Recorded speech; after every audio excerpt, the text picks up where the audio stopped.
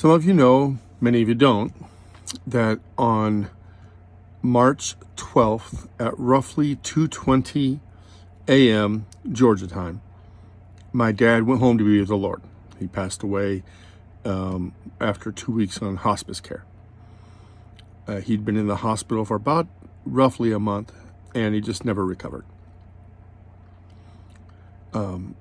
He had started out in life in the military. He joined the Army in 1963, was drafted in 1963, and was going to be a tank turret operator, trained out of Fort Knox, Kentucky. Back then, one of the events of the physical training test, PT test, was the 40-yard crawl, which has not been done for many years. During the 40-yard crawl, he busted his kneecap.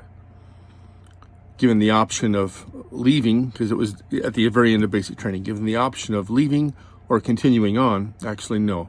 It was the end of AIT, which is Advanced Individual Training. Anyway, given the option of leaving the military or staying in and recovering and having to potentially reclass out of the tank field, he decided to stay in. They reclassed him as a dental technician, staying at Fort Knox, still in the 3rd Armored Division. And he ended up getting saved with a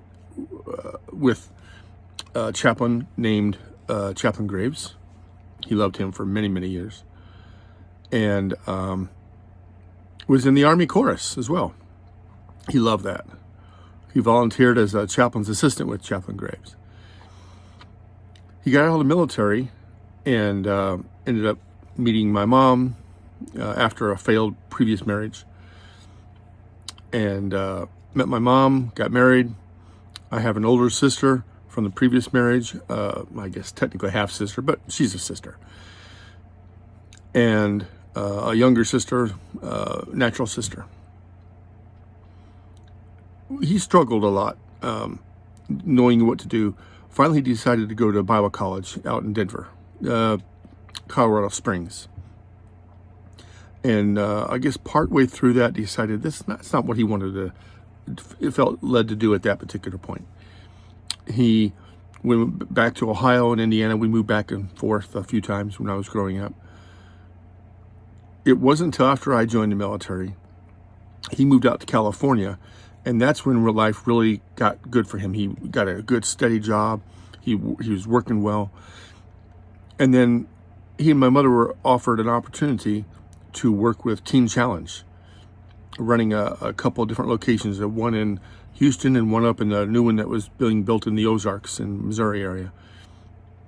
He loved that. He loved it because it's run by a church organization helping kids, young adults get off of drugs and alcohol, things that are messing their lives up. And so he did well.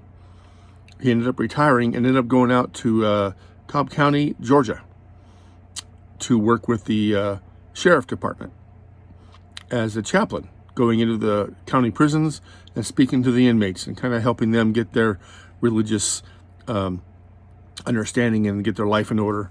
Did a great job. They loved him. And then he just recently passed away. Just wanted you to know he was a really good dad. He loved everybody. Everybody who knew him felt loved by him. He worked hard to make sure people were included. I remember a few times in church, there was somebody who was homeless that would come into the church, and he would make sure that they would go with us to lunch, to a restaurant sometime on Sunday afternoon.